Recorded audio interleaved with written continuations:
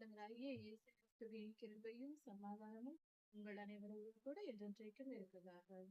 நான் உன்னை விட்டு விலகுவதும் இல்லை, உன்னை கைவிடுவதும் இல்லை என்று சொன்னவர்கள் ஆண்டவராகிய இயேசு கிறிஸ்து நம்மோடு கூட இருந்து என்றென்றும் நம்மை காக்கிறார்.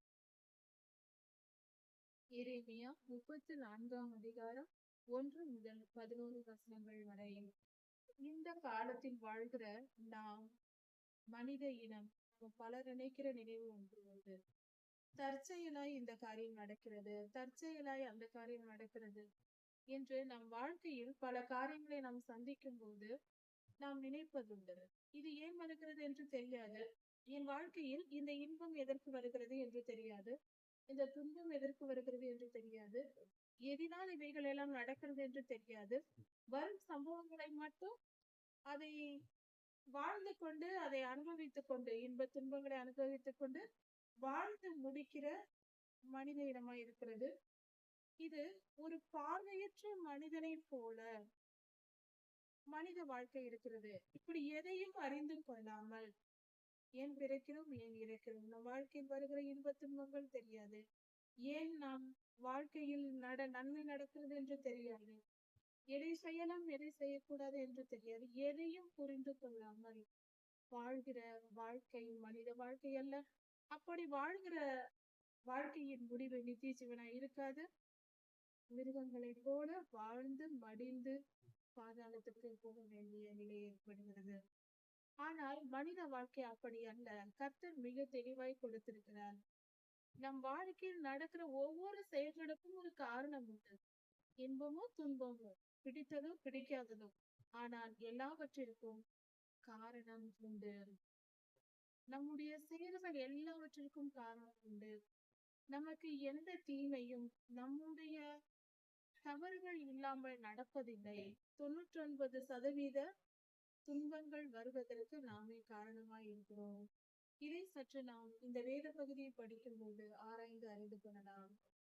கர்த்தருடைய ஜனங்களுக்கு அவர்களுடைய வாழ்க்கையில் நடக்கிற எல்லா சம்பவங்களும் கர்த்தரால் நியமிக்கப்பட்டு கர்த்தர் அனுமதித்து கொடுக்கப்பட்டுள்ளது.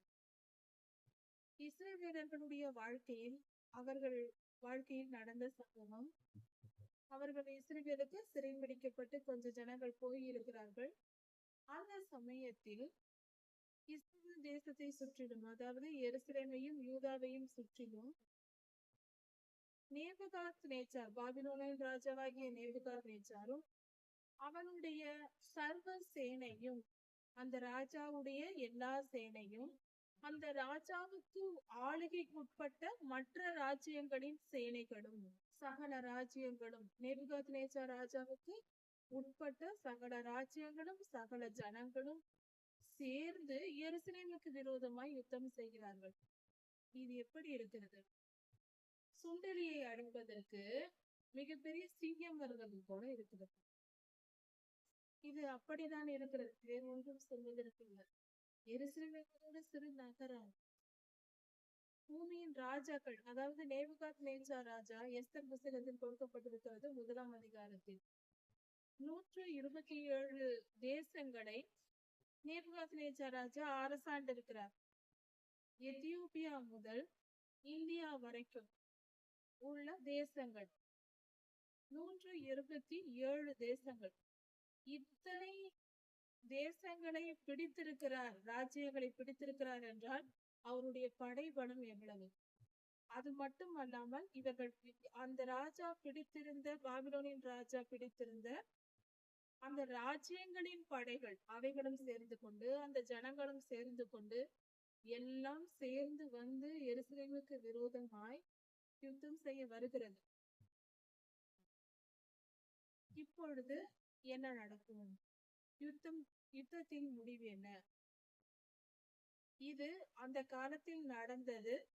இதன் முடிவு என்ன ஆகிறது என்று பார்ப்போம். அதற்கு முன்பாக இன்னொரு காரியத்தை தெரிந்து கொள்வோம். இதே சூழ்நிலை மீண்டும் இஸ்ரேல் தேசத்திற்கு வரப்போகிறது. வேத வசனம் நமக்கு சொல்லுகிறது, சொல்லப்பட்ட தீர்க்க தரிசனமாய் இருக்கிறது. உலகெங்கும் இருக்கிற சகல தேசங்களும் கடைசி நாட்களில் இஸ்ரவேலுக்கு விரோதமாய் எழும்பி வந்து யுத்தம் செய்யும் என்று கர்த்தர் சொல்கிறார். அர்மகெதோன் அர்மகெதோன் யுத்தம் என்று சொல்லப்படுகிறது. இப்படி ஏன் நடந்தது? இது நடக்க போகிறது. அது கர்த்தருடைய நியாய தீர்ப்பாய் இருக்கிறது. அது இனி நம் காலத்தில் நாம் சந்திக்க போகிறோம். அது இருக்கட்டும். ஆனால் இந்த எரேமியாவின் காலத்தில் இப்படி வந்த இந்த காரியம் ஏன் வந்தது என்பதை குறித்து நாம் கவனிப்போம். இப்படி எல்லா ஜனங்களும் கூடி வந்து எருசலேமுக்கு விரோதமாய் யுத்தம் செய்யும் போது கர்த்தருடைய வார்த்தை எரேமியாவுக்கு வருகிறது. எரேமியா காவற்சாலையின் முற்றத்தில் சிதேக்கியா ராஜாவால் காவல் வைக்கப்பட்டிருக்கிறார். சிறைச்சாலையில் இருக்கிறார். இப்பொழுது கர்த்தர் பேசுகிறார். சிறையில் இருக்கும் தீர்க்கதரிசியினிடத்தில் கர்த்தர் பேசுகிறார். சில நேரங்களில் கர்த்தருடைய வழி நடத்துதல் நமக்கு சாதாரண மனிதர்களைப் போல, உலக வாழ்க்கை வாழ்கிறவர்கள் பேசுவது போல நாம் நினைத்து விடக்கூடாது, பேசிவிடவும் கூடாது. எரேமியா சிறைச்சாலையில் இருக்கிறார். சிதேக்கியா ராஜா தான் வைத்தார். அவர் என்ன பாவம் செய்தார்? எரேமியா ஒரு பாவமும் செய்யவில்லை. உண்மையான தீர்க்க தரிசனத்தை சொன்னார். அதனால் சிறையிலிடப்பட்டார். அங்க இருக்கிற ஒரு தீர்க்கதரிசியை கர்த்தர் ஓடி வந்து காப்பாற்றுவார் என்றுதான் நாம் பேசுவோம். ஒரு உண்மையான தீர்க்கதரிசி சிறைச்சாலையில் ஆண்டவர் விட்டு விடுவாரா? பவுலையாவை போல, சீலாவை போல உடனே விடுதலை ஆக்குவார். அவர்களை விடுதலையாக்க வேண்டும் என்று நினைத்தால் விடுதலையாக்கினார். எரேமியாவை அங்கேயே இருக்க வேண்டும் என்று நினைத்தால் அதனால் சிறைச்சாலையிலேயே வைத்திருந்தார் கர்த்தர். சில நேரங்களில் நம் வாழ்க்கையில் நடக்கிற சம்பவங்களை, துன்பமான காரியங்களை விட்டு விலகிவிட வேண்டும் என்று நாம் நினைப்பது இயல்பு. நாமும் இப்படி சிறைப்பிடிக்கப்பட்ட வாழ்க்கை வாழ்ந்து கொண்டிருக்கலாம். அடைக்கப்பட்ட சூழ்நிலையில் நாம் இருக்கலாம். அதனால் பல துன்பங்களையும் நாம் அனுபவிக்கலாம். ஒன்று தெரியுமா? அது அடைக்கப்பட்ட வாழ்க்கை அல்ல, சிறைப்பிடிக்கப்பட்ட வாழ்க்கை அல்ல, பாதுகாக்கப்பட்ட வாழ்க்கை. உலகத்தாருக்கு அது சிறையிருப்பாய் தோன்றலாம். கர்த்தர் நம்மை பாதுகாக்கும்படியாக அப்படிப்பட்ட ஒரு சூழ்நிலையை ஏற்படுத்தி வைத்தார். பல ஊழியர்கள், பல பரிசுத்தவான்கள், உண்மையான கர்த்தருடைய ஊழியர்கள் தங்கள் ஊழியத்திற்கு வருவதற்கு முன்பாக ஆயத்தப்படுத்தும்படியாக, அந்த ஊழியரை ஆயத்தப்படுத்தும்படியாக கர்த்தர் அவர்கள் வாழ்க்கையில் சைலண்ட் இயர்ஸ் என்று சொல்லப்படுகிற ஒரு குறிப்பிட்ட காலம் அவர்களை மறைத்து வைப்பார். உலகத்தை விட்டு மறைத்து விடுவார். தனிமைப்படுத்தப்படுவார்கள். சிறையிடப்பட்ட வாழ்க்கை போலதான். இந்த இடத்தில் எரேமியா சிறைச்சாலையிலிருந்து தீர்க்க தரிசனம் சொல்லிக் கொண்டிருக்கிறார். யோசேப்பையா சிறைச்சாலையிலிருந்து தீர்க்க தரிசனம் சொன்னார். அடிமையாக இருந்தால் அதன் பின்பு சிறைச்சாலைக்கு வந்தார். அங்கிருந்து தீர்க்க தரிசனம் உரைத்தார். கர்த்தரையும் உடனடியே விடுதலையாக்கவில்லை. யோசேப்பையாவையும் உடனே விடுதலையாக்கவில்லை. எரேமியாவுடன் பேசுகிறார், தீர்க்க தரிசனம் சொல்லுகிறார். ஆனால் அவரை விடுதலையாக்கவில்லை. சிறைச்சாலையில் இரு என்று விட்டு வைத்திருக்கிறார். கர்த்தரின் வழி நடத்துதல் சில நேரம் நமக்கு புரியாது. மாம்ச ரீதியாக உலக வழக்கத்தின்படி பேசிவிடக் கூடாது. கர்த்தர் எதையாவது சொன்னால், அவர் ஏதாவது செய்தால் காரணம் இருக்கும். அமைதியா ஏற்றுக்கொள்ள வேண்டும். அது துன்பமாய் இருந்தாலும், பாடுகளாய் இருந்தாலும், வலி வேதனையாய் இருந்தாலும், அவமானம் தூஷணங்களாய் இருந்தாலும் பொறுத்து கொள்ள வேண்டும். கர்த்தாவே, ஏன் எனக்கு இந்த துன்பம், ஏன் எனக்கு இந்த தூஷணம், ஏன் எனக்கு இந்த வலி என்று புலம்ப கூடாது. ஆரம்பத்தில் எல்லோரும் புலம்புவோம், புரிந்து கொள்ளும் வரைக்கும். அதை குறித்து நாம் புரிந்து கொள்ளும் வரைக்கும் புலம்பிக் கொண்டிருப்போம். புரிந்துவிட்டால் அடங்கி அமைதியாகிவிடும். உண்மை அதுதான். கர்த்தர் சிறைச்சாலையிலேயே தான் எரேமியாவை வைத்திருந்தார். இருக்கட்டும் என்று. ஏன்? நேபுகாத்நேச்சார் ராஜா எதிரிகள் சூழ்ந்து, அந்த ராஜா உட்பட எல்லாரும் சூழ்ந்து வருகிற காலம். எரேமியா தீர்க்கதரிசியை பாதுகாக்க வேண்டும். அவர் அந்த இடத்திலிருந்து ராஜாவுக்கு தீர்க்க தரிசனம் உரைக்க வேண்டும். அவருக்கு ஒரு வேலை அங்கு இருந்தது. அதை நிமித்தம் கர்த்தர் வைத்திருந்தார். எந்த ஒரு தேவ மனிதரும் ஒரு இடத்தில் இருக்கிறார்கள் என்றால் அவர்கள் ஒரு கடினமாக, அந்த இடத்தில் இருப்பது மிகவும் கடினமாக இருந்தாலும் கூட கர்த்தர் அந்த இடத்தில் அவர்களை வைத்திருந்தால் நிச்சயம் அதற்கு ஒரு காரணம் இருக்கும். அங்கு ஒரு வேலை இருக்கும் அவர்களுக்கு. அதனால் கர்த்தர் வைத்திருந்தார். கர்த்தருடைய ஆலோசனைகள் மிகவும் பெரியது. அதை சில நேரம் புரியும், சில நேரம் நம்மால் புரிந்து கொள்ள முடியாது, பொருட்படுத்தக்கூடாது. ஆனால் ஒன்று மட்டும் நிச்சயம், கர்த்தர் எதை செய்தாலும் அதில் காரணம் இருக்கும் என்று நாம் தாழ்மையோடு கர்த்தர் மேல் வைத்து விசுவாசத்தோடு கீழ்ப்படிந்து நடக்க வேண்டும். நமக்கு எல்லாவற்றையும் கர்த்தர் புரிய வைத்துக் கொண்டிருக்க மாட்டார். சில விஷயங்கள் புரியாது, ஒழுங்காக சொன்னதை செய்ய என்பார், செய்து விட வேண்டும். கீழ்ப்படிதல் மட்டுமே முக்கியம். நமக்கு புரிந்தாலும் சரி, புரியாவிட்டாலும் சரி, கர்த்தர் சொன்னால் கீழ்ப்படிந்து விட வேண்டும். எந்த செயலை செய்ய சொன்னாலும் செய்து விட வேண்டும். அமைதியாயிரு என்றால் அமைதியா இருக்க வேண்டும். ஐயோ, இவ்வளவு துன்பப்படுத்துகிறார்களே, இப்பொழுது என்னால் எப்படி அமைதியா இருக்க முடியும் என்று எதற்கு நீ கேட்கக்கூடாது கர்த்தரிடம். கர்த்தர் சொன்னால் அமைதியா இருக்க வேண்டும். நாம் கண்ணீர் விட்டு கதறி அழுகிற நிலை இருக்கும். கர்த்தர் சொல்லுவார் சமாதானமா இரு என்று. நம்மால் புரிந்து கொள்ள முடியாது. ஆரம்ப காலத்தில் அப்படித்தான் இருக்கும். இவ்வளவு துன்பத்தில் இருக்கிறேன், எப்படி சாமி நான் சமாதானமா இருப்பது என்று கேட்க தோன்றும். கேட்கக்கூடாது. அப்படி என்றால் நம்முடைய துன்பங்கள் அற்பமானது. அதை நாம் தேவையில்லாத காரியங்களை போட்டு நாம் மிகவும் துன்பப்படுத்திக் கொண்டிருக்கிறோம் நம்மை நாமே. நீ சமாதானமா இரு என்றால் நான் பார்த்துக் கொள்கிறேன் என்று போதும்.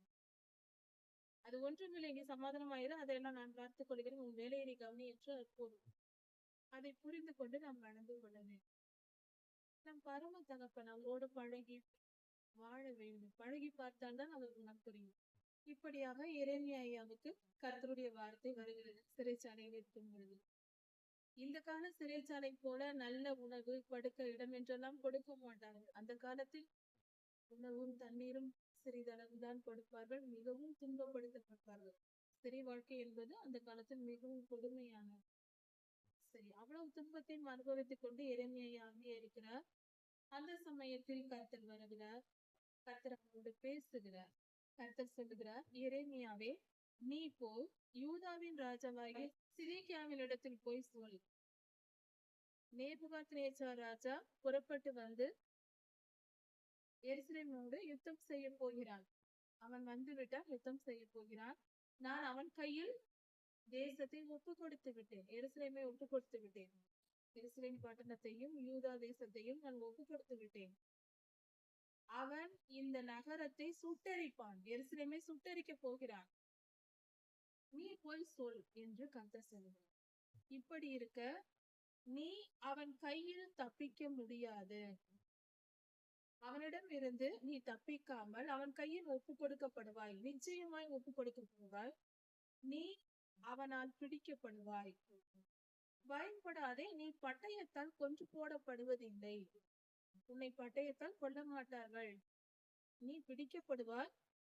நீ அங்கு போக வேண்டும் பாபிலோனுக்கு. ஆனால் நீ கொல்லப்பட மாட்டாய். உன் முன்னோர்களின் மரணத்தை போல உன் மரணமும் இருக்கும். சாதாரணமாக உயிரோடு இருக்கும் வரை நீ வாழ்ந்து நல்லபடியாக மரணம் அடைவாய். உன் முன்னோர்களை எப்படி அடக்கம் செய்தார்களோ, துக்கம் கொண்டாடி அடக்கம் செய்தார்களோ, தூப வர்க்கங்களை கொளுத்தினார்களோ, அதே போல உனக்கும் ஜனங்கள் செய்வார்கள். நீ அங்கு போவாய், ஆனால் நல்ல விதமான மரணத்தை தான் அடைவாய் என்று கர்த்தர் சொல்கிறார். நீ நிச்சயமாய் பாபிலோன் ராஜாவின் கையில் ஒப்பு கொடுக்கப்படுவாய். நீ தப்பிக்க முடியாது என்பதை புரிந்து கொள். அது மட்டுமல்ல, உன் கண்கள் நேபுகாத்நேச்சார் ராஜாவை காணும். பாபிலோனின் ராஜாவின் கண்களை காணும். உன் வாய் அவனுடைய வாயோடு பேசும் என்றே கர்த்தர் சொல்கிறார். மிக துல்லியமாக தெளிவாக தீர்க்க தரிசனத்தை சொல்கிறார். ஆனாலும் நீ அங்கு கொண்டு போகப்பட்டு சமாதானத்தோட சாவாய் என்று கர்த்தர் சொல்கிறார். அதாவது ஒரு மனிதனுடைய, முக்கியமாக ஒரு ராஜாவின் மரணம் என்பது அந்த மனிதனுடைய வாழ்க்கையின் முறையை பொறுத்தே கர்த்தர் கொடுக்கிறார். ராஜாக்களின் புஸ்தகத்தை படிக்கும் பொழுது இதை நாம் தெரிந்து கொள்ளலாம். கர்த்தருக்கு பிரியமாய் நடக்கிற ராஜாக்கள் நல்ல மரணத்தை அடைந்து நல்ல விதமாக கல்லறைக்குட்படுகிறார்கள். அவர்களுடைய பிதாக்கள் அட்டையிலேயே அவர்களை அடக்கம் பண்ணுகிறார்கள். துன்மார்க்கமாய் மிகவும் அக்கிரமமாய் நடந்து கர்த்தருக்கு விரோதமாய் செயல்பட்ட ராஜாக்களை கர்த்தர் அகால மரணத்திற்கு கொடுக்கிறார். அதாவது அவர்கள் அடக்கம் பண்ண ஆள் இல்லாமல் இருப்பார்கள். வேறு தேசங்களில் போய் இறப்பார்கள். இப்படி எல்லாம் பல காரியங்கள் நடக்கும். இதெல்லாம் நம்முடைய செயல்களுக்கு ஏற்ற காரியங்கள் தான் நம் வாழ்க்கையில் நடக்கிறது என்பதை நமக்கு தெளிவுபடுத்துகிறது. நம்முடைய செயல்கள் தான் நம்முடைய செயல்கள் தான் நம்முடைய வாழ்க்கையின் எதிர்காலத்தை நிர்ணயிக்கிறது என்று சொல்லலாம். சற்று நாம் ஆராய்ந்து புரிந்து கொள்வோம். நாம் நன்மை செய்யும் பொழுது அதற்கேற்ற நன்மைகளை கர்த்தர் தருகிறார், பலனை தருகிறார். கர்த்தர் சொல்கிறார், துன்மார்க்கனுடைய ஆயுளோ குறுகி போகும் என்று. ஒரு மனிதன் துன்மார்க்கனாய் இருக்கிறான். அவன் வாழ்க்கையை கர்த்தர் அவனுக்கு 70 வருடம் ஆயுள் கொடுத்து இந்த பூமிக்கு அனுப்புகிறார். அவன் 70 வருடம் அவனுக்கு ஆயுசை ஆண்டவர் நிர்ணயித்திருக்கிறார் என்றார்.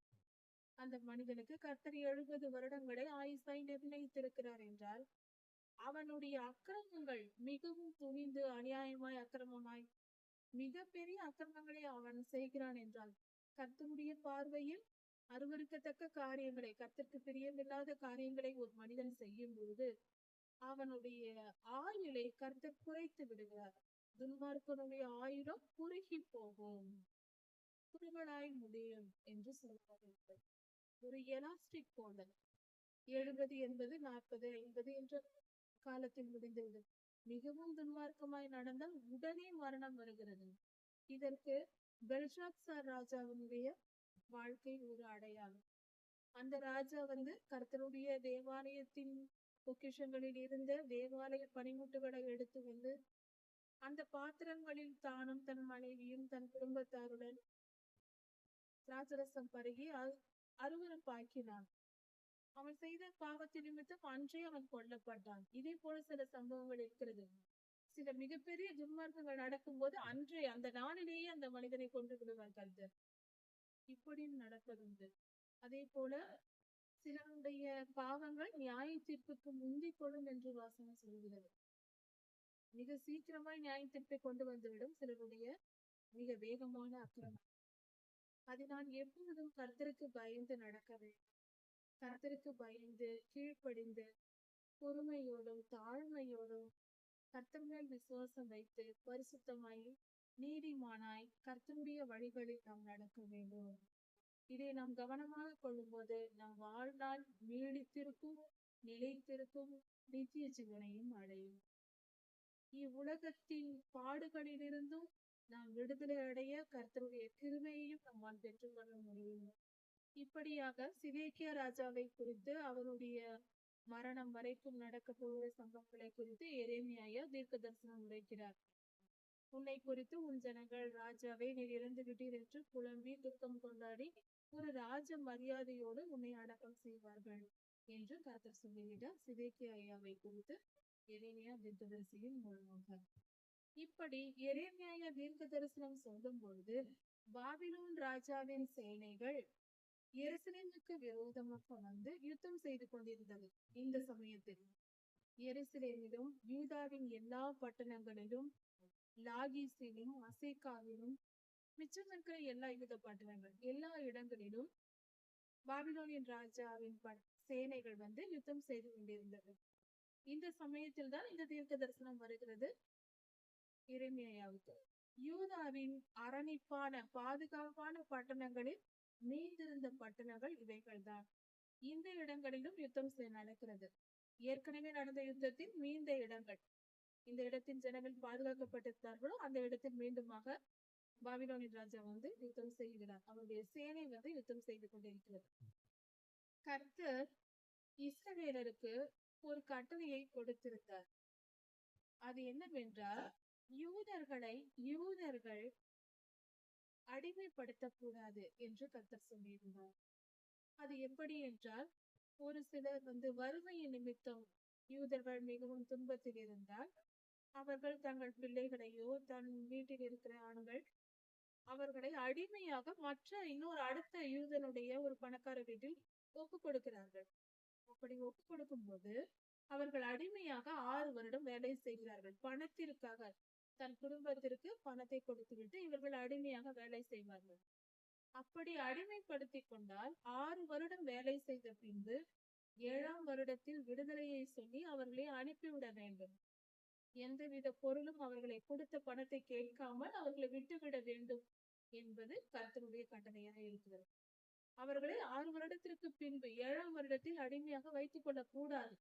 இது கர்த்தருடைய சட்டம். யூதர்கள் அடிமையாக்க கூடாது. இதுதான் கர்த்தர் கொடுத்த சட்டம். ஆனால் இதை இஸ்ரவேலர்கள் கடைபிடிக்கவில்லை. இதை மட்டுமல்ல, எதையுமே தான் அவர்கள் கடைபிடிக்கவில்லை. இப்படியாக விட்டுவிட்டார்கள். இப்படிப்பட்ட சூழ்நிலையில் சிதேக்கியா ராஜா இஸ்ரவேல் ஜனங்களோடு, தன் தேசத்தின் ஜனங்களோடு ஒரு உடன்படிக்கை செய்கிறார். ஒருவேளை இந்த நெருக்கடியான சூழ்நிலை ஏற்பட்டதினால் அப்படி ஒரு உடன்படிக்கை செய்ய முன் வந்திருக்கலாம் என்று தோன்றுகிறது. சிதேக்கியா ராஜா செய்ய நினைத்தது அதாவது என்னவென்றால், இஸ்ரவேலர்களை 6 வருடத்திற்கு பின்பு யூதர்கள் அடிமை கொள்ளாமல் விடுதலை செய்து விட வேண்டும் என்று தேவாலயத்தில் வந்து எல்லோரும் கர்த்தருக்கு முன்பாக உடன்படிக்கை செய்யுங்கள் என்று சொல்லுகிறார். இதே போல செய்யப்பட்டது. இஸ்ரவேலர்கள் ஒப்புக்கொண்டார்கள். தாங்கள் அடிமைகளாக வைத்திருந்த தனி இனத்தாராகிய யூதர்களை, எபிரேயர்களை நாங்கள் விட்டு விடுகிறோம். வேலைக்காரர்களையும் வேலைக்காரிகளையும் ஆண் பெண் எல்லோரையும் நாங்கள் விட்டு விடுகிறோம் என்று கர்த்தருக்கு முன்பாக ஒப்புக்கொண்டார்கள். சிதேக்கியா ராஜாவின் சொல்லுக்கு கேட்டு இணங்கி நடந்தார்கள். சொல்லிவிட்டு அதை போலவே அந்த அடிமைகளை அனுப்பிவிட்டார்கள். அதுவும் செய்தார்கள். ஆனால் அதோடு நிற்கவில்லை. அதை செய்துவிட்டு அனுப்பிவிட்டு அதன் பின்பாக மீண்டுமாக மாறாட்டம் செய்து மீண்டுமாக அவர்களை அழைத்து அனுப்பி தங்களுக்கு அடிமைகளாக வேலைக்காரர்களாகவும் வேலைக்காரிகளாகவும் மீண்டுமாக அழைத்து அனுப்பி வைத்துக் கொண்டார்கள். அனுப்புவது போல அனுப்பிவிட்டு மீண்டுமாக அவர்களை அடிமைப்படுத்திக் கொண்டார்கள். இப்படி அவர்கள் செய்தது கர்த்தருக்கு பிடிக்காத காரியம். சொன்ன சொல்லை அவர்கள் மீறி நடக்கிறார்கள். அனுப்புவது போல அனுப்பிவிட்டு மீண்டும் அழைத்து கொண்டால் இது யாரை ஏமாற்றுகிற வேலை? தவறல்லவா? மிகப்பெரிய தவறு. கர்த்தருடைய சொல்லுக்கு கீழ்ப்படிந்து முழுமையாய் மனப்பூர்வமாய் கீழ்ப்படிய வேண்டும். ஒப்புக்கொண்டு உடனே மீண்டும் இப்படி செய்திருக்கிறார்கள். இது தவறு. இந்த காலத்தில் அநேக கர்த்தருடைய பிள்ளைகளும் கூட செய்வது இப்படித்தான்.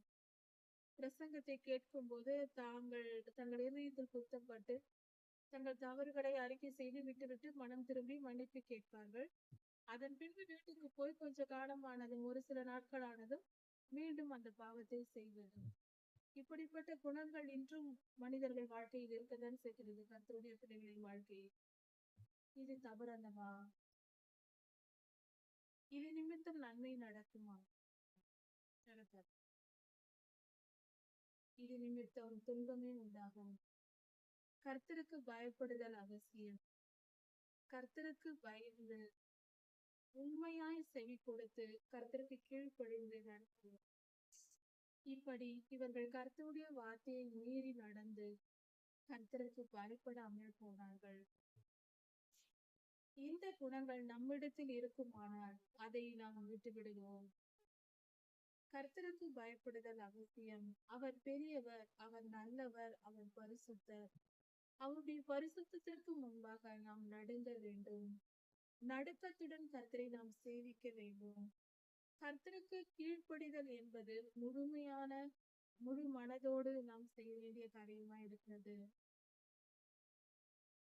இவ்வுலகத்தின் காரியங்களோ உலகத்தார்களோ நமக்கு முக்கியமாய் நாம் நினைக்க கூடாது, கருதக்கூடாது. கர்த்தருக்கு பிரியமாய் கர்த்தருக்கு கீழ்ப்படிந்து வாழ்வதே மிகவும் அவசியம். அதை கவனமாய் கொண்டால் மற்ற எல்லா காரியங்களும் வாழ்க்கையில் சரியாக நடக்கும். வாழ்க்கையை சரியாக வாழ்வதற்கான ஃபார்முலா வேத வசனங்கள். கர்த்தருடைய வார்த்தைக்கு கீழ்ப்படிந்து நடக்க தொடங்கிவிட்டால் சரியான ஃபார்முலாவில் நாம் போடும் சரியான கணக்குகளை போல அதனுடைய தீர்வு, அதனுடைய விடை மிக சரியாக கிடைக்கும். நித்திய ஜீவனை அடையலாம். இப்படியாக நாம் கர்த்தருக்கு பிரியமாய் நடக்க கற்றுக்கொள்வோம். கர்த்தருடைய வார்த்தைகளை படித்து அறிந்து கொண்டு முழு மனதோடு கீழ்ப்படிவோம். கர்த்தருக்கு பயப்பட வேண்டும், நடுங்க வேண்டும். கர்த்தர் அந்த சராசரத்தை விட பெரியவர். வானம் எனக்கு சிங்காசனம், பூமி எனக்கு பாதப்படி. அதை விட பெரியவர் அவர். வானம் மல்டி யூனிவர்ஸை குறிக்கிறது. எல்லை இல்லை. இன்னும் எல்லையை கூட நம்ம பார்க்க முடியவில்லை. டெலஸ்கோப் மூலமாக கூட பார்க்க முடியவில்லை. அவ்வளவு பெரியது. அவர் அவ்வளவு பெரியவராய் இருக்க நாம் ஒரு 5 அடி 6 அடியில் இருந்து கொண்டு அவருக்கு விரோதமாய் பேசுவதும் செயல்படுவதும் மீறி நடப்பதும் மதியீனமான செயலாய் இருக்கிறது. கர்த்தருக்கு பயப்படுவோம், கர்த்தருடைய நாமத்தை மகிமைப்படுத்துவோம், நம் வாழ்க்கையை நல்லபடியாக வாழ்வோம். நாம் நன்மை பெறவே கர்த்தருக்கு கீழ்ப்படிதல் நாம் நன்மை பெறுவதற்கு, கர்த்தருக்கு நன்மையை செலுத்துவதற்கு அல்ல. கர்த்தரை பாதுகாப்பதற்கு நாம் கீழ்ப்படிய வேண்டியதில்லை. அவரை பாதுகாக்க யாரும் தேவையில்லை. நம்மை பாதுகாத்துக் கொள்ள, நம் வாழ்வு செழிக்க, நாம் நன்றாக இருக்க கர்த்தருக்கு கீழ்ப்படிவோம்.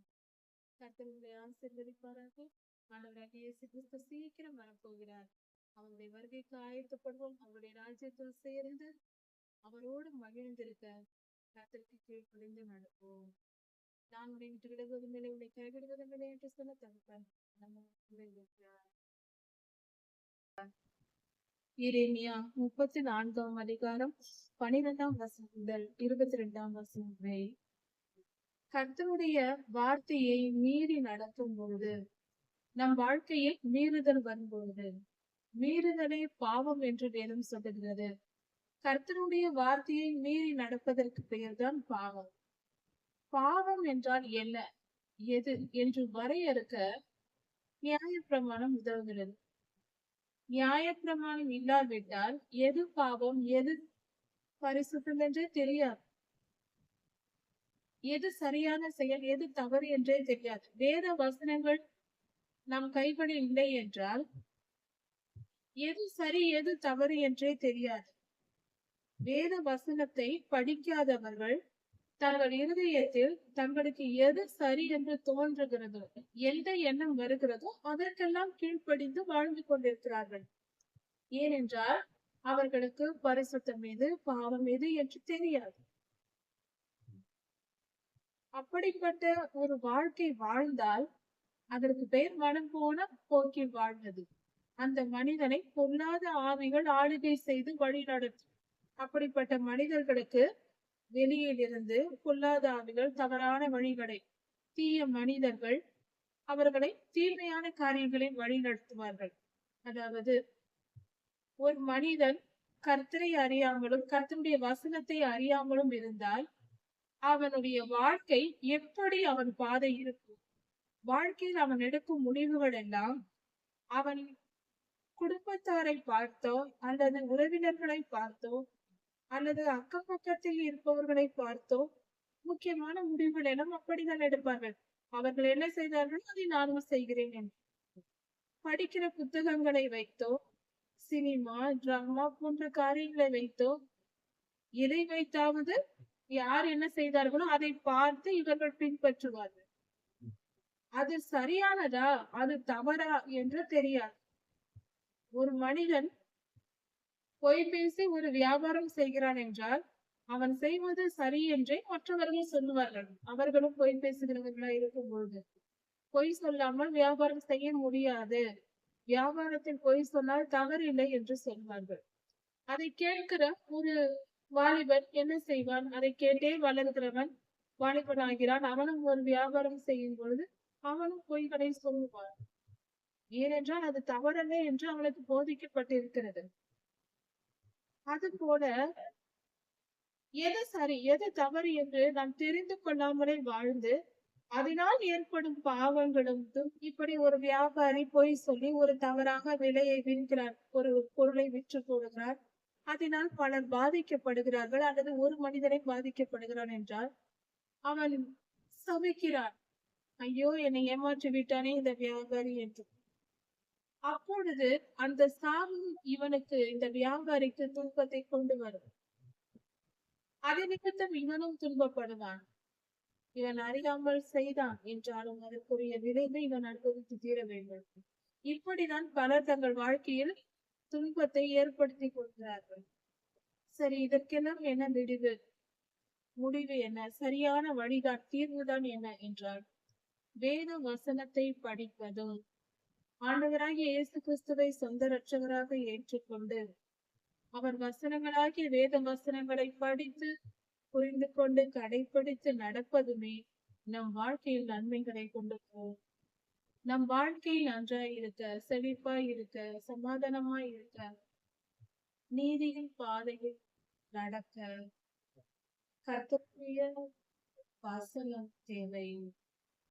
கர்த்தருடைய அன்புக்கு பாத்திரமானவர்களாய் மாறி கர்த்தருடைய வசனத்தை ஏற்றுக்கொண்டு கர்த்தரில் அன்பு கூர்ந்து அந்த வசனங்களை கீழ்ப்படிந்து நாம் நடக்கும் பொழுது சகலமும் நன்மைக்கு நடக்கும். நன்மையே நம் வாழ்க்கையில் நடக்கும்.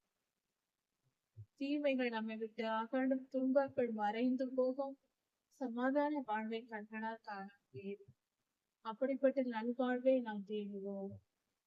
இந்த வேத பகுதியில் எரேமியாவின் காலத்தில் பாபிலோனின் ராஜா எருசலேமுக்கு வந்து யுத்தம் செய்து கொண்டு இருக்கும் போது நடந்த சம்பவம்.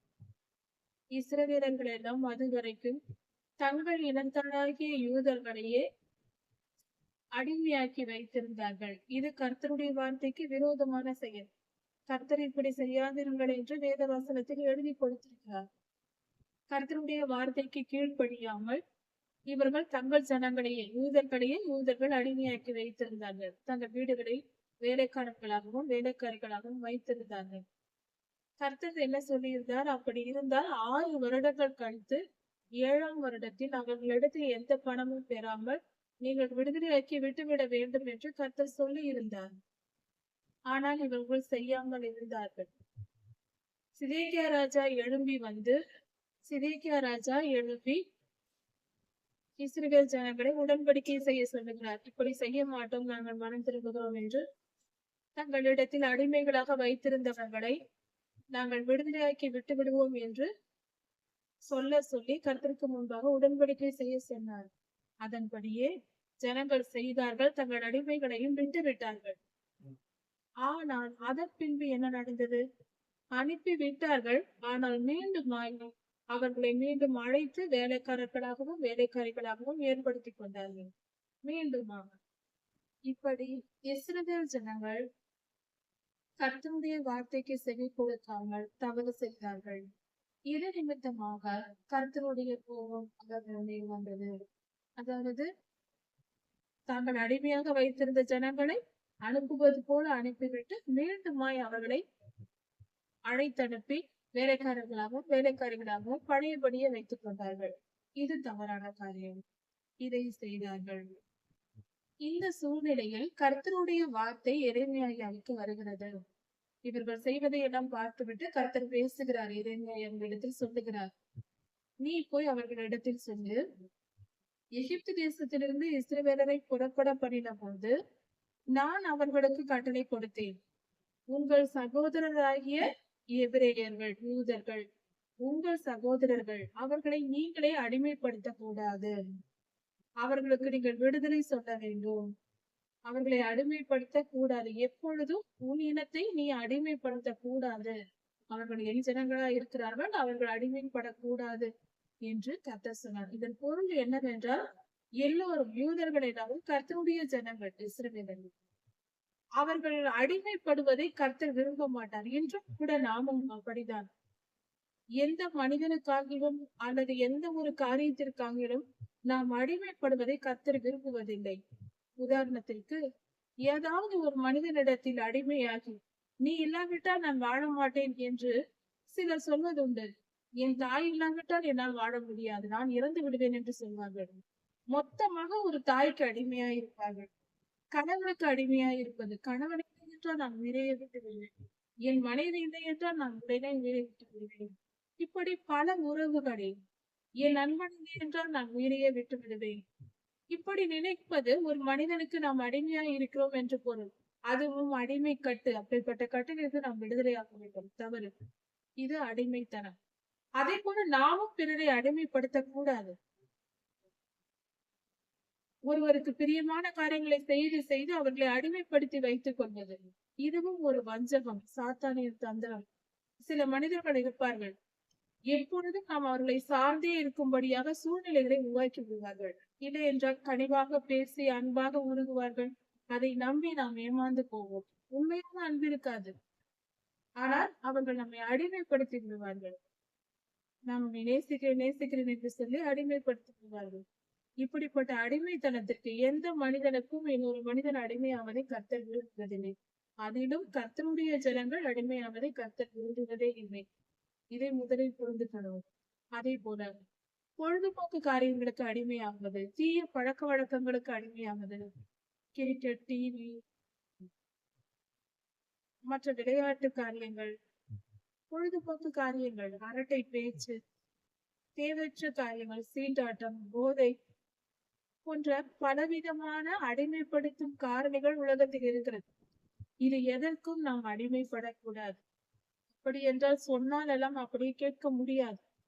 அடிமைப்படக்கூடாது என்றால் நாம் அடிமைப்படாமல் இருந்து விட மாட்டோம். ஏதோ ஒரு வழியில் அடிமையாக தான் இருப்போம். வேத வசனங்கள் நம் இதயத்திற்குள் வந்தால்தான் அந்த கட்டுகள் விலகும். அடிமைத்தனம் நம்மை விட்டு போகும். யாருக்கும் அடிமையாகாமல் சுதந்திரமான ஒரு வாழ்க்கை, நாம் நினைத்ததை நாம் முடிவெடுத்து, தெளிவாய் முடிவெடுத்து, சரியானதை முடிவெடுத்து, நீதியாய், நியாயமாய், சுதந்திரமாய் செயல்பட முடியும். கர்த்தருடைய பிள்ளைகள், வேத வசனத்தை கற்றவர்கள், வேத வசனத்தின்படி வாழ்கிறவர்களால் தான் சுதந்திரமாய் வாழ முடியும். மற்றவர்கள் எல்லாம் ஏதோ ஒரு காரியத்தில் அடிமைப்பட்டுதான் இருப்பார்கள். அடிமைத்தனம் என்பது பொல்லாதவனின் தந்திரம். அவன் அடிமைப்படுத்தும் குணம் உடையவர். கர்த்தர் அடிமைத்தனத்திற்கு விரோதமானவர். சுதந்திரமாய் தன் பிள்ளைகள் இருக்க வேண்டும் என்று விரும்புகிறவர். தன்னை நேசிப்பதை கூட, தன் கட்டளைகளை கை கொள்வதை கூட கர்த்தர் என்ன சொல்லியிருக்கிறார்? என் கட்டளையை கை கொள்ளுங்கள் சொல்லவே இல்லை. என்னிடத்தில் அன்பு கூர்ந்து என்னை நேசித்து மனப்பூர்வமாய் என் வார்த்தைகளை நீ ஏற்றுக்கொண்டு என்னிடத்தில் அன்பு கூர்ந்து கீழ்ப்படிந்தாயானால், என் கட்டளைகளை கை கொண்டாயானால், நான் உன்னை நேசிக்கிறேன், நான் உன்னை என் ராஜ்யத்திற்குள் சேர்த்துக் கொள்வேன் என்று சொன்னார். அவர் முதலில் எதிர்பார்ப்பது நாம் முழு மனதோடு கர்த்தரிடத்தில் அன்பு கூற வேண்டும், அதன் பின்பு அவருடைய வார்த்தைக்கு கீழ்ப்படிய வேண்டும் என்பதை. அன்புதான் பிரதானம். நாம் கர்த்தருக்கு நித்திய ஜீவனுக்கு போக வேண்டும் என்பதற்காக வேதம் சொல்லுகிறது அல்லவா? ஒரு வசனம் உண்டு. நம் உடலையும் சுட கொடுத்தாலும், அக்கினிக்கு நாம் இரையாக்கினாலும், அன்பில்லை என்றால் அதை ஒரு பயனும் இல்லை. தியாகம் செய்கிறேன் என்று எதை வேண்டும் என்றாலும் கொடுக்கலாம். அன்பு இல்லாமல், கர்த்தரை நேசிக்கிற பரிசுத்த அன்பு இல்லாமல் நாம் எந்த தியாகம் செய்தாலும் அதனால் பிரயோஜனம் இல்லை. கர்த்தருக்கு முழு அன்பை செலுத்த வேண்டும். அதை முழு மனதோடு செலுத்த வேண்டும். கர்த்தரை நேசித்து அவருக்கு கீழ்ப்படிய வேண்டும் என்பதை அவர் விரும்புகிறார். அடிமைத்தனம் கர்த்தருக்கு பிடிக்க. இங்கே இஸ்ரவேலர்கள் ஒருவரை ஒருவர் அடிமைப்படுத்தினார்கள். சிதேக்கியா ராஜாவுடன் முன்பாக, ராஜாவுக்கு முன்பாக உடன்படிக்கை செய்தும் அதை மீறி மீண்டும் அடிமைப்படுத்தினார்கள். இது நிமித்தம் கர்த்தர் கோபம் கொண்டார். எகிப்து தேசத்திலிருந்து வரும்பொழுது உங்கள் முன்னோர்களுக்கு நான் சொல்லி இருந்தேன், உங்கள் ஜனங்களை, உங்கள் சகோதரர்களை நீங்கள் அடிமைப்படுத்தாதிருங்கள். அப்படி அடிமைப்படுத்தி இருந்தால் 7ஆம் வருடத்தில் விடுதலையாக்கி விட வேண்டும் என்றெல்லாம் சொன்னார். அதை எதையும் யாரும் கேட்கவில்லை. இஸ்ரவேலர்கள் அந்த வசனங்களை கடைபிடிக்கவில்லை. நீங்கள் அனுப்புவது போல உங்கள் வேலைக்காரர்களை அனுப்பிவிட்டு மாறாட்டம் பண்ணி என் நாமத்தை பரிசுத்த குலைச்சலாக்கி மீண்டுமாய் அவர்களை அடிமையாக அழைத்துக் கொண்டீர்கள். இப்படி செய்தீர்களே என்று கர்த்தர் கேட்கிறார். இப்படி நீங்கள் செய்ததினால், கர்த்தர் சொல்கிறார், நீங்கள் இப்படி செய்ததினால், என் வார்த்தைக்கு நீங்கள் மீறி நடந்ததினால், விடுதலை சொன்ன விஷயத்தில் என் வார்த்தையை கேளாமல் போனீர்கள். அதனால் நான் உங்களை கொள்ளை நோய்க்கும் பட்டயத்திற்கும் பஞ்சத்துக்கும் ஒப்பு கொடுப்பேன். இப்படிப்பட்ட விடுதலையை உங்களுக்கு கூறுகிறேன் என்று சொல்லுகிறார். இது எவ்வளவு பெரிய கடினமான ஒரு காரியமா இருக்கிறது. கர்த்தரிடத்திலிருந்து நியாயத்திற்கு பெற்றுக் கொண்டார். நீங்கள் உங்கள் சகோதரருக்கு விடுதலையை கொடுக்கவில்லை அல்லவா?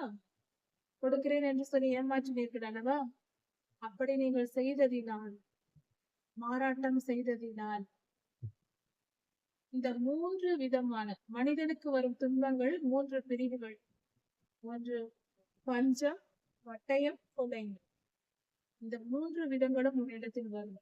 இது சாத்தானின் முக்கூறுள்ள ஆயுதம். பொல்லாதவன் கையில் அவர்கள் ஒப்புக் கொடுக்கப்படுகிறார்கள். பொல்லாதவன் 3 கூறுகள் உள்ள ஆயுதம் வைத்திருப்பான். ஒவ்வொன்றும் ஒவ்வொரு விதமான துன்பத்தை மனிதருக்கு போகும். அது மட்டும் இல்லாமல் பூமியின் ராஜ்யங்களின் எல்லாம் நீங்கள் அலைந்து திரியும்படியாய் நான் ஒப்புக் கொடுக்கிறேன் என்று கர்த்தர் சொல்லுகிறார். இஸ்ரவேலர்கள் தாங்கள் செய்த தவறு நிமித்தம் கர்த்தரிடத்திலிருந்து சாபத்தை பெற்றுக்கொண்டார்கள். ஆதாம் ஏவாள் ஆதியாகமம் 1 அதிகாரத்தில் கொடுக்கப்பட்டிருக்கிறது. நம் பிதாக்கள் அவர்கள் சாபம் பெற்றார்கள் தவறு செய்து. அதே போல இஸ்ரவேலர்களும் எரேமியாவின் காலத்தில் கர்த்தரிடத்தில் சாபத்தை பெறுகிறார்கள். 3 விதமான துன்பங்களும் அலைந்து திரியும் பூமியின் தேசங்கள் எல்லாம் அலைந்து திரிகிற அலைச்சலை உங்களுக்கு ஏற்படுத்துவேன் என்று சொல்கிறார். உலகெங்கும் சிதறடிக்கப்படுவார்கள் இஸ்ரவேலர்கள். அங்கு போய் தங்கி அந்த தேசத்தின் மக்களாகவே வாழத் தொடங்குகிறார்கள். இவர்களுக்கென்று தனியான ஒரு தேசம் இல்லாதபடிக்கு மாறிவிட்டு முதலில் உலகெங்கும் இருந்து ஒரு ஜனத்தை கர்த்தர் தேர்ந்தெடுத்தார், ஆபிரகாம் ஐயாவை. அவர்கள் மூலம் பழுகில் பெருகி வந்த ஜனங்களை உலகம் எங்கும் சிதறடிக்க பண்ணுகிறார். அவர்கள் செய்து தவறு நிமித்தம் இப்படி நடக்கிறது. இப்பொழுது அங்கெல்லாம் உலகெங்கும் பரவின இஸ்ரவேலர்கள் நாமும் இஸ்ரவேலர்களாக இருக்கலாம் பிறப்பின்படியும் ரத்தத்தின்படியும். ஏனென்றால் நமக்கு தெரியாது, அந்த காலத்திலிருந்து இஸ்ரவேலர்கள் சிதறடிக்கப்பட்டிருக்கிறார்கள் 2500 வருடங்களாக. அதனால் எந்த தேசத்திலிருந்து எந்த முன்னோர்கள் நம்முடைய முன்னோர்கள் வந்தார்கள் என்று நமக்கு தெரியாது. இஸ்ரவேலர்கள் கர்த்தருடைய ஆலயத்தில் வந்து கர்த்தருக்கு முன்பாக சிதேக்கியா ராஜா சொன்ன உடன்படிக்கையை செய்தார்கள். எங்கள் சகோதரர்களாகிய அடிமைகளை நாங்கள் விட்டு விடுவோம் என்று, விடுதலை தருவோம் என்று சொன்னார்கள். ஆனால் அதை செய்யாமல் மீறினார்கள். அவர்கள் எப்படி உடன்படிக்கையை மீறினார்களோ, அதாவது அந்த காலத்தில் ஒரு வழக்கம் இருந்தது, இன்றும் இது பின்பற்றப்படுகிறது பல ஜனங்கள் மூலமாக. உடன்படிக்கை என்றால், உடன்படிக்கை செய்வது என்றால், அக்கினி ஒரு இடத்தில் அக்கினியை ஒரு சிறிய ஒரு துளி போல ஒரு பகுதி ஏற்படுத்தி அதில் குச்சிகளை போட்டு அக்கினியை வரவழைப்பார்கள், நெருப்பை மூட்டுவார்கள். அந்த நெருப்பின் மேல் பலிக்கான ஒரு மிருகத்தை வெட்டி இரண்டாக பிளந்து அதில் வைப்பார்கள். பலி கொடுக்கும் முறை, உடன்படிக்கை செய்யும் முறை இது. ஆபிரகாம் ஐயாவின் காலத்தில் இது நடந்தது. எலியாவும் இப்படி பலி கொடுத்திருக்கிறார். இன்றும் பல திருமணங்களில் இப்படி அக்கினியை வளர்த்து அதில் செய்வார்கள். அது உடன்படிக்கைக்கான அடையாளமாய் இருக்கிறது, ஒரு அடையாளம், ஒரு செயல். அது இப்படி ஒரு கன்று குட்டியை வெட்டி இரண்டாக பிளந்து அதை பலி செலுத்துவது போல எனக்கு முன்பாக நீங்கள் உடன்படிக்கை செய்து மீறிவிட்டீர்கள். அதனால் அந்த துண்டங்களின் வழியாய் கடந்து போகிற கன்று குட்டியை போல, அதாவது அவர்கள் செய்த தவறுக்கு ஏற்ற தண்டனை, அந்த உடன்படிக்கையின் முறைமையின்படி ஒரு பலி செலுத்தி அந்த சரீரத்தை, அந்த கன்றுக்குட்டியை இரண்டாக பிளந்து அந்த நடுவில் நடந்து போகிறார்கள். இதுதான் உடன்படிக்கையின் அடையாளம். அது போல உங்களை நான் கடந்து போக பண்ணுவேன் என்று கர்த்தர் சொல்கிறார். கன்றுக்குட்டியின் துண்டங்களின் நடுவே கன்றுக்குட்டியை வெட்டி பலி கொடுத்திருக்கிறார்கள். அதன் வழியே கடந்து போகிறார்கள். உடன்படிக்கை செய்யும் ஒரு வழிமுறை அது. மிருகத்தை கொன்று அதன் சரீரத்தை வைத்து அதன் நடுவே நடந்து போவது, இப்படி செய்வது அவர்களுக்கு வழக்கமாக இருந்திருக்கிறது, அந்த காலத்தில் பின்பற்றின முறை. அதை போலவே நானும் உங்களை கடந்து போக பண்ணுவேன். அதாவது இஸ்ரவேலில் யூதாவின் பிரபுக்களையும் எருசலேமின் பிரபுக்களையும் பிரதானிகளையும் தேசத்தின் ஜனங்களையும் ஆசாரியர்களையும் அப்படியே செய்து எருசலேமிலிருந்து நான் பண்ணுவேன். இப்படி அவர்கள் என் வார்த்தையை மீறியதினால் இவர்கள் எல்லோரையும், எருசலேமின் பிரபுக்கள், ராஜாக்கள், பிரதானிகள், ஆசாரியர்கள், சகல ஜனங்கள், இவர்களை எல்லாம் நான் அவர்களுடைய சத்துருக்களின் கையில், எதிரிகளின் கையில், அதாவது நேபுகாத்நேச்சாரின் கையில், பாபிலோனின் ராஜாவின் கையில் நான் ஒப்புக் கொடுப்பேன். அவர்களுடைய எதிரிகளின் கையிலும், அவர்களை கொல்ல யார் அடைகிறார்களோ அவர்கள் கையில் நான் ஒப்புக் கொடுத்து விடுவேன் என்று கர்த்தர் சொல்கிறார். எல்லா தவறும் தானாக செய்து செய்து கர்த்தரிடத்தில் தண்டனையை பெற்றுக் கொள்வதே ஜனங்களின் வழக்கமாயிருக்கு. இன்றும் இப்படிதான் நாம் வாழ்ந்து கொண்டிருக்கிறோம். சற்று நிதானித்து பார்ப்போம். கொஞ்சம் யோசித்து பார்த்தால் புரிஞ்சுட்டார். இப்படி நான் அவர்களை ஒப்புக் கொடுத்து அவர்களுடைய பிரேதங்கள் ஆகாயத்து பறவைகளுக்கும் காட்டு மிருகங்களுக்கும் இரையாகும். மிருகங்களும் பறவைகளும் வந்து கொத்தி தின்னும். இவர்களை அந்த எதிரி ராஜாக்கள் கொன்று போடுவார்கள். இவர்கள் சரீரங்கள் பறவைக்கும் மிருகங்களுக்கும் இரையாகும் என்று இவ்வளவு கொடுமையான ஒரு நிலை வருகிறது. தாங்களே ஏற்படுத்திக் கொள்கிறார்கள். கர்த்தருக்கு விரோதமாய் பாவம் செய்வதின் விளைவை அனுபவிக்கும் போதுதான் நாம் செய்த பாவம் எப்படிப்பட்டது, எவ்வளவு பலமானது என்பதை நாம் புரிந்து கொள்ள முடியும். பாவம் செய்யும் போது அதன் வலி புரியாது, அது எவ்வளவு மோசமானது என்று தெரியாது.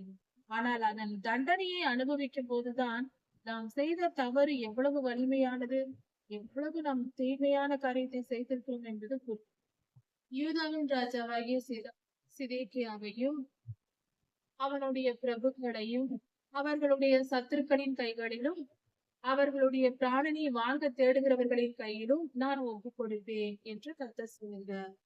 உங்களை விட்டு பேர்ந்து போன பாபிலோன் ராஜாவாகிய நேபுகாத்நேச்சாரின் கையிலும் நான் ஒப்புக் கொடுப்பேன் என்று கர்த்தர் சொல்கிறேன். சிதேக்கியா ராஜா அவனுடைய பிரபுக்களை இப்படியாக உங்கள் சத்துருக்களை நான் கட்டளை கொடுத்து உங்களுக்கு விரோதமாக திரும்பி வரப்பட்டதேன். உங்கள் எதிரிகளை உங்களிடத்திற்கு வர பண்ணுவேன் என்று கர்த்தர் சொல்கிறார். அவர்கள் எருசலேமுக்கு விரோதமாக வந்து அதை பிடித்து எருசலேமை பிடித்து அதை அக்கினியால் சுட்டெரிப்பார்கள். எருசலேமை அக்கினியினால் சுட்டெரிப்பார்கள். அங்கே ஒருவரும் குடியிராதபடிக்கு பாழான பட்டணமாய் நான் மாற்றுவேன் என்று கர்த்தர் சொல்கிறார். இஸ்ரவேலர்கள் செய்த மகா பாவத்தினால் கர்த்தருடைய வார்த்தையை மீறியதினால் இந்த கொடுமையான தண்டனையை பெற்றுக் கொண்டார்கள். எருசலேம் நகரம் அழைக்கப்படுகிறது. யூதாவின் பட்டணங்களையும் ஒருவரும் குடியிராதபடிக்கு அதை பாழாய் போக பண்ணுவேன் என்று கர்த்தர் சொல்லுகிறார். கர்த்தருடைய இந்த எருசலேமின் நிலைதான் இன்றைய கர்த்தருடைய பிள்ளைகளின் நிலை. அக்கிரமம் செய்து செய்து செய்து கோபம் முட்டிக் கொண்டே நாம் இருந்து கடைசியில் நம் வாழ்க்கையில் எல்லா துன்பங்களையும் வரவழைத்துக் கொண்டிருந்தோம். எல்லா விதமான போராட்டங்கள்.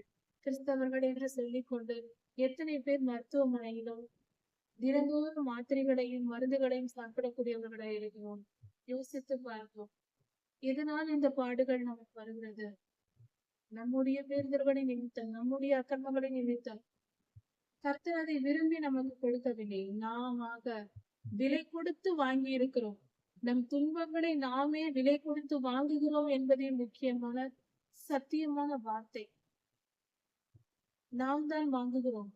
நாம் பாவம் செய்து கர்த்தருக்கு விலை கொடுக்கிறோம். அது நிமித்தம் நமக்கு துன்பம் வருகிறது.